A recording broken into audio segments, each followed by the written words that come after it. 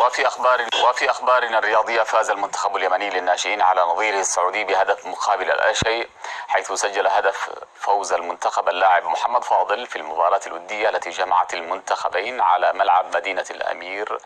سعود بن جلوي بالراكة ضمن المعسكر الخارجي الذي يقيمه المنتخب في مدينة الدمام السعودية.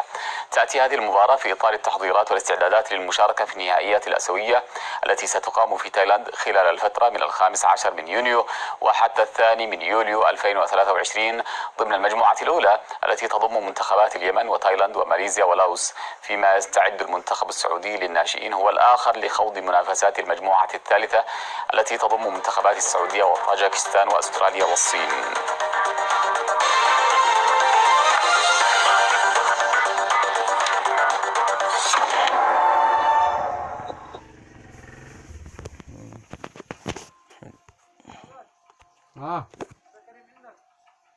لا